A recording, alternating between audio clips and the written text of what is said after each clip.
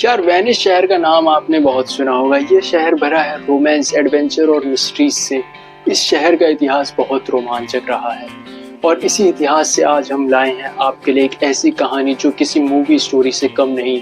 ये कहानी है एक ऐसे इंसान की जो वेनिस की popular jail the doge palace की जेल द लीड्स से फरार हुआ था। और ये इंसान और कोई नहीं, the popular adventurer and lover Casanova था। सन 1755 की बात है दोस्तों। कैसनोवा को लीड्स में भेजा गया। लीड्स वेनिस की हाई सिक्योरिटी प्रिजन मानी जाती थी। इस जेल की खासियत ये थी कि यहाँ सर्दियों में इतनी ठंड पड़ती थी कि कैदी की रूह तक कांप जाए, और गर्मियों में इतनी गर्मी पड़ती थी कि कैदी को लू की हवा तक नसीब न हो। इतनी हाई सिक्योरिटी और इतने एडवर्स कंडीशन में कैसनोवा को रखा गया। जेल की अथॉरिटीज को कैसनोवा से बहुत डर सताया रहता था। पर कैसनोवा का जुर्म क्या था?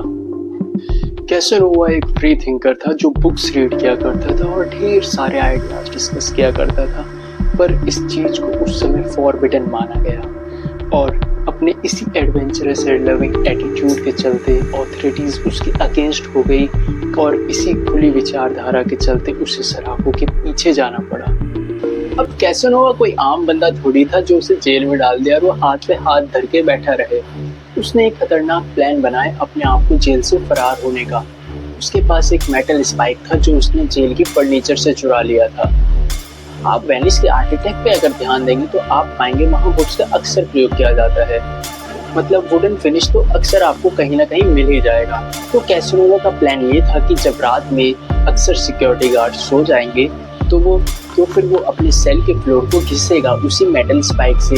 उसने अपना औजार बना लिया था, अपना हथियार बना लिया था और उसने अपना काम शुरू किया। रात गुजरती रही और वो अपना काम करता गया और धीमे धीमे उसने एक सुरंग टाइप की बना ली।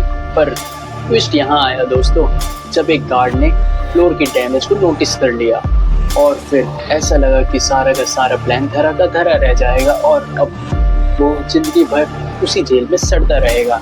पर ऐसा हुआ नहीं। इससे पहले कि अथॉरिटीज को पता चलता कि कैसनोवा क्या कर रहा था, उसे पहले ही दूसरी सेल में शिफ्ट कर दिया गया और वहां पे उसे मिला एक और प्रिजनर जिसने उसका काफी साथ दिया। उन दोनों ने मिलकर एक नया प्लान बनाया। उन दोनों ने सोचा इस सेल की रूफ तो वुडन है, मतलब हम इसे तोड़ सकते हैं, और यही उन्होंने किया। एक रात जब उनको अच्छा मौका मिला तो उन्होंने रूफ को तोड़ा और अपनी सेल से बाहर निकल आए।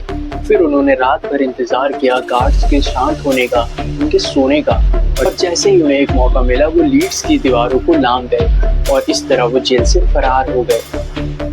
कैसनोवा का ये स्केप आज भी वेनिस के इतिहास में मोस्ट थ्रिलिंग स्केप माना जाता है। इस स्केप के दौरान कई सवाल भी उठे कि बिना अथॉरिटीज को इन्फॉर्म किए कैसनोवा की शेल चेंज ही क्यों की गई और वो दूसरा फेलो प्रिजनर था कौन? पर इन सवालों का आज तक कोई जवाब नहीं मिला। कैसनोवा की स्टोरी सिर्फ और सिर्फ उसके फरार होने को ही नहीं बल्कि उसके फियरलेस एटीट्यूड एंड स्पिरिट को भी बताती है, जो किसी के आगे नहीं झुका। कैसनोवा ने सिर्फ और सिर्फ वेनिस के हाईएस्ट सिक्योरिटी प्रिजन के सिक्योरिटी सिस्टम को चकमा ही नहीं बल्कि उसने पूरे वेनिस के सिस्टम को चैलेंज भी कर दिया था।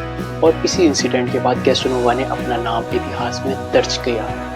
तो दोस्तों, अगर अगली बार वेनिस की कभी बात आए तो आपके दिमाग में ये इंटरेस्टिंग स्टोरी जरूर आनी चाहिए। और ऐसी स्टोरीज के लिए हमारे चैनल को सब्सक्राइब करें एंड लाइक करें इस वीडियो को। मिलते हैं नेक्स्ट वीडियो में। Bye bye.